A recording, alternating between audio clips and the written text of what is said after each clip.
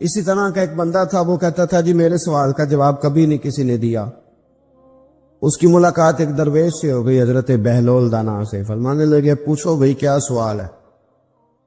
کہنے لگا بابا میرے 3 سوال ہیں۔ ایک تو یہ بتائیں کہ اگر رب ہے تو وہ نظر کیوں نہیں آتا، اور دوسری میرا سوال یہ ہے کہ اگر جو کراتا ہے شیطان کراتا ہے تو انسان کو سزا کس بات کی، اور تیسری بات یہ کہ آپ کہتے ہیں کہ شیطان جن ہے، آگ سے بنا ہے، تو اسے بھی آگ میں ڈالا جائے گا تو آگ کو کیسے جلائے گی؟ تو حضرت بہلول دانا تھوڑا سا سوچنے لگے تو اس نے بڑی سخت بات کی، کہنے لگا مجھے پتا تھا جواب آپ کو بھی کو نہیں آتا۔ دیکھا نا، پڑ گئے نا سوچ میں۔ نیچے ایک روڑا پڑا تھا مٹی کا، اینٹ کا نہیں۔ مٹی بھی کئی دفعہ خشک ہو جائے نا دھوپ میں، کچی مٹی بھی تو روڑا تگڑا بن جاتا ہے۔ مضبوط روڑا پڑا تھا۔ حضرت بہلول دانا نے آؤ دیکھا نہ تاؤ دیکھا، روڑا اٹھایا اور زور سے سر میں دے مارا۔ اب اس سر میں روڑا لگا، خون بڑا بہہ گیا۔ جا کے اس نے کوتوالے شہر کو، سمجھ لیں SHO کو رپورٹ کرا دی کہ بابے نے نا میرا سر پھوڑ دیا ہے۔ بلا لیا، وہ SHO کہنے لگا بابا تو اس طرح کا ہے نہیں۔ اس نے کہا جی مار دیا، اب دیکھیں۔ بلا لیا، کہنے لگا یار وہ تو درویش بندے ہیں، اگر تو کہتا ہے تو چلو بلا لیتے ہیں۔ آپ آ گئے، تشریف لائے، تو اس نے کہا بابا آپ نے پتھر مار کے اس بندے کے سر کو پھوڑ دیا ہے۔ تو حضرت بہلول دانا کہنے لگے نہیں میں نے تو نہیں پھوڑا، میں نے تو اس کے 3 سوالوں کا ایک جواب دیا ہے۔ 3 سوالوں کا ایک جواب۔ اس نے کہا کیا؟ فرمانے لگے اس سے پوچھ لو۔ اس نے کہا جی کیا سوال کیا آپ نے؟ اس نے کہا جی پہلا میرا سوال یہ تھا کہ رب ہے تو نظر کیوں نہیں آتا؟ تو آپ فرمانے لگے میں نے تجھے روڑا مارا، درد ہو رہی ہے؟ کہنے لگا ہاں۔ کہنے لگے دکھا درد۔ بہلول دانا کہنے لگے کہ اگر درد ہے تو پھر، وہ کہنے لگا جی وہ دکھائی تو نہیں نہ جا سکتی، پر ہے تو صحیح نا۔ تو آپ فرمانے لگے رب ہے پر دکھایا تو نہیں نہ جا سکتا، تو قیامت میں نظر آئے گا۔ حضرت بہلول دانا فرمانے لگے تیرا دوسرا سوال کیا تھا؟ کہنے لگا جی میرا دوسرا سوال یہ تھا کہ جو کراتا ہے شیطان کراتا ہے، تو پھر انسان کو سزا قیامت میں کیوں ملے گی؟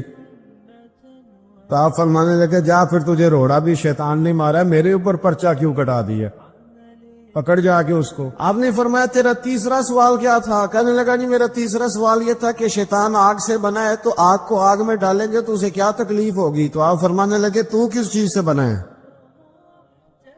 کہنے لگا مٹی سے۔ تو فرمایا میں نے تجھے کیا مارا ہے؟ کہنا مٹی۔ فرمایا درد ہوئی ہے؟ کہنے لگا بڑی۔ فرمایا اسے بھی ہوگی۔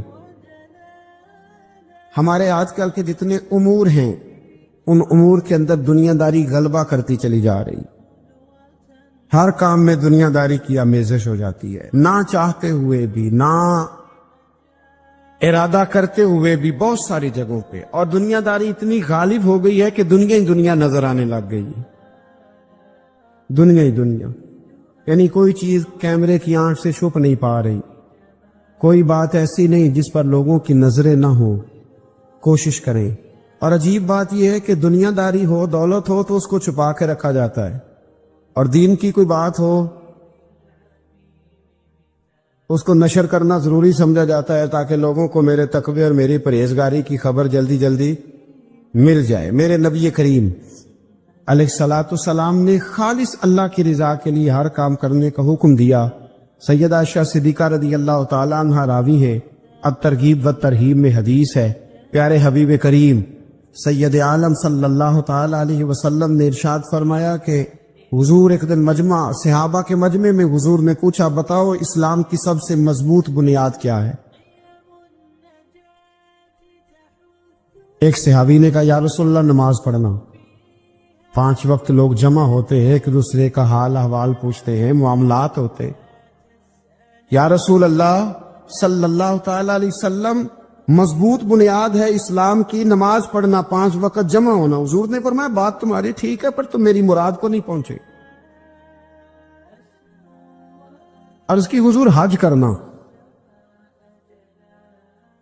مختلف رنگ، مختلف نسلیں، مختلف قبیلے، مختلف بولیاں، لیکن جب حج کرنے پہنچے تو لباس بھی ایک ہی ہو گیا، گفتگو بھی ایک ہی، لبیک اللہم لبیک لبیک لا شریک لک لبیک ان الحمد والنعمت لک والملک لا شریک لک لبیک۔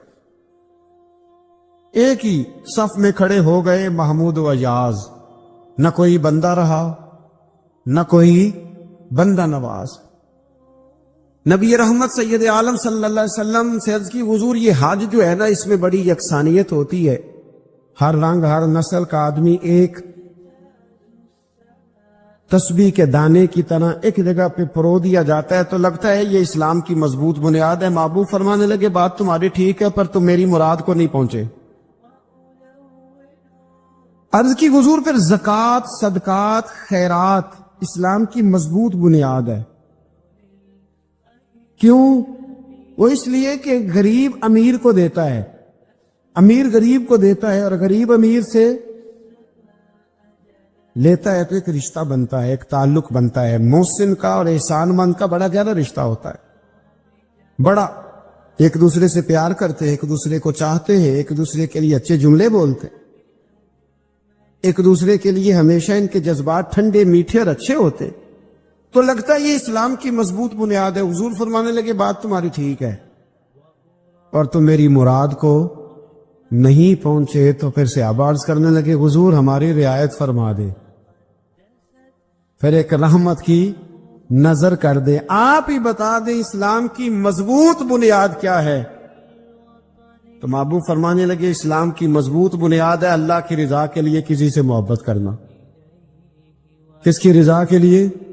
خالص اللہ کی رضا کی۔ حضرت موسیٰ کلیم اللہ علیہ نبینا علیہ الصلوۃ والسلام پر اللہ کریم نے وحی فرمائی کہ اے موسیٰ،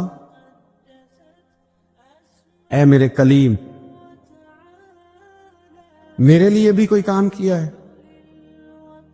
عرض کی اللہ میں نے نمازیں پڑھی، روزے رکھے، تبلیغ کی۔ فرمایا وہ تو آپ کی ذمہ داریاں تھیں، وہ تو آپ نے اپنے لیے کیا، میرے لیے بھی کچھ کیا ہے؟ رب کریم نے پوچھا موسیٰ میرے لیے بھی کچھ کیا ہے؟ عرض کی اللہ یہ سارا کچھ، فرمایا مالک تیرے لیے کیا، کہا یہ تو آپ نے اپنے لیے کیا، آپ کی ذمہ داریوں میں شامل تھا، مالک تیرے لیے کیا ہے؟ فرمایا کسی بندے سے محبت کی ہے کہ یہ اللہ کا بندہ ہے؟ کسی بندے سے محبت کی ہے کہ یہ اللہ کا بندہ ہے؟ یا کسی کے ساتھ تمہاری صرف اس لیے ناراضگی ہو کہ یہ اللہ کا نافرمان ہے، اللہ رسول کا دشمن ہے، معاذ اللہ بے ادب ہے؟ میرے بھائی سمجھ لے اچھی طرح اور اپنے دل کے کونے میں یہ بات بٹھا لے کہ زندگی میں جو کام کریں وہ اللہ کی رضا کے لیے، چھوٹا سا بھی خیر کا کام۔ میرے رسول کریم علیہ السلام کا جو سب سے پہلا فرمان ہے نا بخاری میں، وہ یہ ہے کہ انما الاعمال بالنیات، تیرے عمل کا دار و مدار تیری نیت پر ہے، تیرے ارادے پر ہے، بنیاد تمہاری نیت ہے۔ بنیاد یہ ہے کہ تمہارا اندر سے اس کام کے لیے ذوق کیا ہے، شوق کیا ہے۔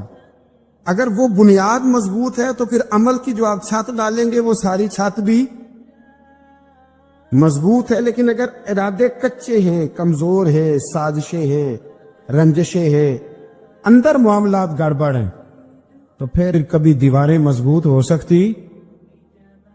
نیتیں اچھی کریں، بڑی سادی مثال، بڑی صاف ستھری، مولا کائنات شیر خدا حضرت علی المرتضیٰ کرم اللہ تعالی وجہ الکریم نا، آپ ایک جگہ جنگ لڑنے کے لیے گئے، جہاد ہو رہا ہے۔ عرب کے جو لوگ ہوتے تھے وہ دشمن کو سزا بڑی سخت دیتے تھے۔ بعض لوگ مطالبہ بھی کرتے ہیں نا سخت سزا کا۔ ہمارا سرائکی کا ایک شاعر ہے، وہ کہا کرتا ہے جے تانگی ساڑی زندگی تو تے دے سخت سزا تیری جان چھٹے، ساکو مار نہ شاکر کستاں وچ یک لخت مکا تیری جان چھٹے۔ عرب کے لوگ نا سخت سزا دیتے تھے، سخت، وہ اذیت دیتے، کبھی انگلی کاٹ دیتے، کبھی ہاتھ کاٹ دیتے، مختار سقفی نے جب امام علی مقام رضی اللہ تعالیٰ عنہ کے قاتلوں کو قتل کیا تو زیادہ تر کی گردنیں نہیں کاٹی تھی، بلکہ اس نے ہاتھ پیر کاٹ کے لوگوں کو جنگلوں میں پھینک دیا تھا، تڑپ تڑپ کے لوگ مر گئے۔ اسلام اس اذیت کا قائل ہے۔ اہل عرب اذیت دیتے تھے، بلکہ دشمن جب نڈھال ہو کے گر جاتا تھا نا تو اس پر گھوڑے دوڑا دیتے تھے، گھوڑے دوڑ جاتے تھے اس پر، لاشیں مسک کر دیتے، ناک کان آنکھیں نکال ڈالتے تھے، ٹکڑے کرتے تھے وجود کے، اذیت دیتے تھے۔ تو جب کوئی آدمی کسی کے نرگے میں آ جاتا تھا نا، قابو میں آتا تھا، تو اس کی خواہش ہوتی تھی کہ میں مارنے والے کو غصہ دلاؤں تاکہ مجھے جلدی مار دے، اذیت نہ دے، تکلیف نہ دے، مجھے جلدی مار ڈالے، جلدی قتل کر ڈالے۔ یہ ان کا مزاج ہوتا تھا، رویہ ہوتا تھا۔ حضرت مولا علی شیر خدا کرم اللہ تعالی وجہ الکریم دشمن پر غالب آ گئے۔ جب غالب ہوئے تو اس نے معاذ اللہ حضرت علی پر تھوک دیا۔ کافر تھا، اس کا ارادہ یہ تھا کہ میں حضرت علی کو غصہ دلاتا ہوں تاکہ یہ مجھے جلدی مار دے، لیکن اسے نہیں پتا تھا یہ علی ہے۔ اسے نہیں خبر تھی کہ یہ جو خمیر ہے نا، ان کی تربیت مدینے والے محبوب نے فرمائی ہے۔ یہاں جو چمک دمک ہے اس کا رنگ ساری دنیا سے نرالا ہے، انوکھا ہے، شاندار ہے، وزادار ہے، کمال ہے۔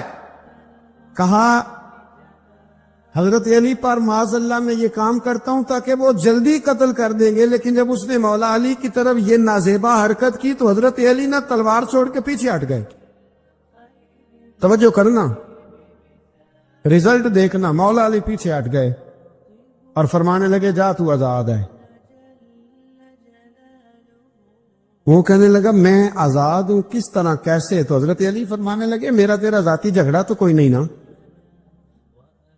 نہ تو نے میری زمین پہ قبضہ کیا، نہ میرا مال لوٹا، نہ میری عزت پر ہاتھ ڈالا۔ میرا تیرا جھگڑا اللہ کی رضا کے لیے، خالص اس لیے کہ تو اللہ کی نافرمانی کر رہا، خالصتاً اس لیے تیرا اور میرا یہ جھگڑا ہے۔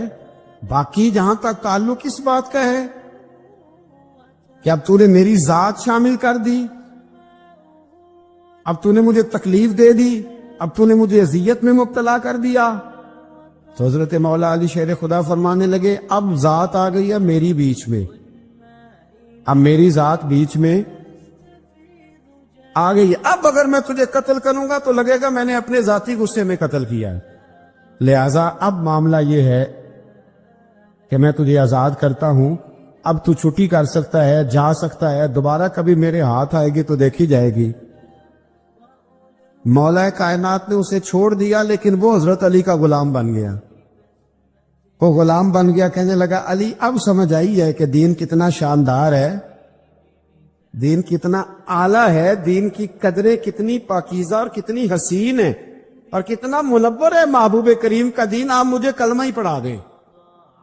گویا جو بندہ تلوار سے فتح نہ ہو سکا وہ مولا علی کے خلوص سے فتح ہو گیا۔ حضرت علی کے خلوص سے، للہیت سے، اللہ کے ساتھ جو ان کا رشتہ تھا، اس رشتے کی برکت سے وہ آدمی فتح ہو گیا۔ میرے بھائی، ہمارے معاملات کے اندر للہیت ختم ہوتی جا رہی ہے، خلوص نہیں رہا، کرامتیں ہیں، کہانیاں ہیں، داستانیں ہیں، الزامات ہیں، جھوٹ ہے، فریب ہے، فراڈ ہے، بڑا کچھ ہے۔ اگر نہیں ہے تو خلوص نہیں ہے، اگر نہیں ہے تو ہمارا اللہ اور اس کے رسول کے ساتھ رضا والا معاملہ نہیں ہے۔ کسی چیز کو اس کی حقیقت کی بجائے ہم تصورات کی دنیا میں جا کے، خیالات، توہمات اور افواہوں کی دنیا میں جا کے اس کو قبول کرتے ہیں۔ یاد رکھو، جن لوگوں کی زندگیاں اللہ کی رضا کے لیے تھی وہ لوگ بڑے اچھے تھے، بڑے خوش بخت تھے، بڑے خوش نصیب تھے۔ انہیں بدر کے میدان میں گردنیں کٹانے میں بھی بڑا ہی مزہ آیا تھا انہیں۔ اب دیکھیں نا، احد کے میدان میں جانے دینے میں بھی انہیں بڑا مزہ آیا۔ جب آدمی میں خلوص ہوتا ہے تو اس کے لیے جان قربان کرنا بھی آسان ہو جاتا ہے، لیکن جب خلوص نہیں ہوتا پھر گفتگو ہوتی ہے، پھر باتیں ہوتی ہیں، پھر داستانیں ہوتی ہیں، پھر کہانیاں ہوتی ہیں، پھر لب و لہجہ ہوتا ہے، پھر منصوبہ سازی ہوتی ہے، پھر ہیلے بہانے، پھر سغرے کبرے جوڑ کے لوگ کہانیاں اور داستانیں بناتے ہیں۔ خلوص اور للہیت کے ساتھ اللہ کی بارگاہ میں جھکے، عبادتوں کا، ریاضتوں کا، تلاوتوں کا جتنا اللہ ہمیں موقع دیتا ہے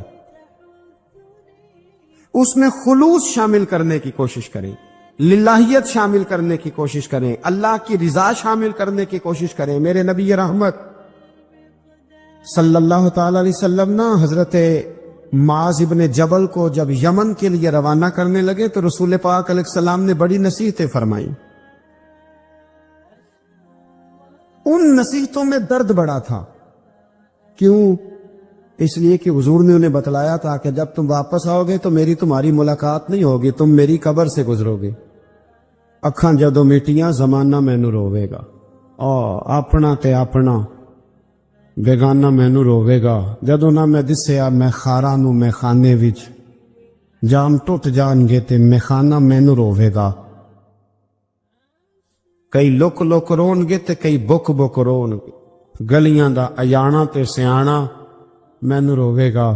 اور کیا خوبصورت بات انہوں نے کہی تھی، مجھے بڑی پسند ہے، کہنے لگے بے قدراں کچھ قدر نہ جاتی، او کیتی خوب تسلی ہو، اے دنیا دار پجاری زر دے کتیاں دے گل ٹلی ہو۔ بک بک روسن اکھیاں تکیو ویک حویلی کلی ہو، تے کوچ نصیر اساں جدو کیتی پھر پہ جانی تھر تھلی ہو۔ کوچ نصیر اساں جدو کیتی پھر پہ جانی پھر کمال ہو جائے گی۔ بعد مرن دے مکھڑا میرا ہو جاوے جے تازہ، پھر سمجھ لینا محبوب میرے نے آن پڑے ہے جنازہ۔ حضرت معاذ ابن جبل رضی اللہ تعالیٰ عنہ سے حضور نے فرمایا، معاذ جب تم واپس گزرو گے نا تو میری قبر کے پاس سے گزرو گے، ملاقات نہیں ہوگی۔ تو وہ جو نصیحتیں تھی نا اس موقع پر، جب آپ گویا کسی سے آخری ملاقات کر رہے ہوتے، ان نصیحتوں کے اندر جو حسن ہوتا ہے، کمال ہوتا ہے، وہ تو جاتے جاتے کی بات، لے سجنا اساں توڑ نہیں بائی جان ہی دتی راہ تیرے، وہ جو جاتے جاتے کی گفتگو ہوتی ہے، وہ جو انداز ہوتا ہے، بڑا کمال ہوتا ہے۔ اور اس کی گہرائی اور گہرائی کو وہ سمجھ سکتا ہے جس کو وہ لمحے میسر آتے،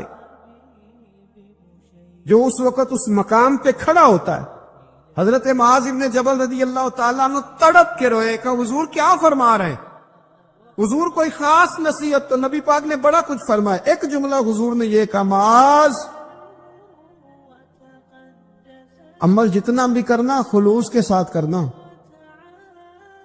اور محبوب نے فرمایا تیرا خلوص کے ساتھ کیا ہوا تھوڑا عمل بھی رب کی بارگاہ میں زیادہ بنا کے تیرے لیے ذریعہ نجات بن جائے گا۔ جتنا بھی کرنا خلوص کے ساتھ کرنا، بولیے خلوص کے ساتھ کرنا، للہیت کے ساتھ کرنا، اس کے اندر کوئی کمزوری نہ آنے پائے، للہیت کے ساتھ، خلوص کے ساتھ، رواداری کے ساتھ، پیار کے ساتھ کرنا۔ میرے بھائیوں، یہ سمجھنے کا مقام ہوتا ہے کہ جب ہم اللہ اور اس کے رسول صلی اللہ علیہ وسلم کی رضا کے لیے کوئی عمل کرتے ہیں تو اس کا بھی ہمارے دل کو پتہ ہوتا ہے۔ آپ فرماتا ہے اللہ ولی الذین آمنوا، اللہ مومنوں کا مددگار ہے، یخرجہم من الظلمات الی النور، وہ انہیں اندھیروں سے نکالتا ہے اور نور کی طرف روشنی عطا فرماتا ہے۔ اندھیروں سے نور کی طرف اللہ لاتا ہے۔ اللہ ولی، اللہ مومنوں کا ولی ہے، وہ انہیں اندھیروں سے نور کی طرف نکالتا ہے۔ ہدایت ہمیشہ اللہ کی طرف سے سمجھے، جب وہ نماز کی توفیق دیتا ہے تو اپنے فضل سے دیتا ہے، جب وہ ذکر کی توفیق دیتا ہے تو اپنے فضل سے۔ ہم سمجھتے ہو جی فلانا نہیں پڑھ رہا بڑا بیوقوف ہے، فلانا نہیں پڑھ رہا تو کیا اپنی عقل کے طور پہ پڑھ رہا؟ میں جی اللہ کے فضل سے 2 پارے پڑھتا ہوں تو کس پہ احسان کرتے تو 2 پارے پڑھ کے رویا کر، کہ اگر مالک تو بڑا قریب نہیں۔ بڑے لوگ ہیں جن کو پورا قرآن حفظ ہے پر انہیں پڑھنے کی توفیق نہیں، تو انہیں فضل کیا اور مجھے توفیق دے دی ہے پڑھنے۔ رویا کر، پڑھ کے رویا کر، راتی ساری کر زاری، ਉਹ ਨੀਂਦ ਅੱਖਾਂ ਥੀ ਧੋਂਦੇ ਤੇ ਫਜਰੇ ਉਹੀ ਗੁਨਾਹਗਾਰ ਕਹਾਵਨ ਸਭ ਤੋਂ ਨੀਵੇਂ ਹੁੰਦੇ। ਮਿਹਰਬਾਨੀ करे, डरे, नेकी करे तो फिर डरे, फिर एहसास पैदा करे, फिर अपने अंदर वो कमजोरी लाए, कहे तौबा तौबा मुझे तो पता ही नहीं, तो जानता ही नहीं। हजरत सैयदना इमाम आजम अबू हनीफा रहमतुल्लाह ताला अलैह के साथ एक शख्स कहता मैंने नमाज पढ़ी, तो इशा की नमाज थी। ये जो लोग बड़े होते हैं ना, Subscribe now and press the bell icon. Never miss an update.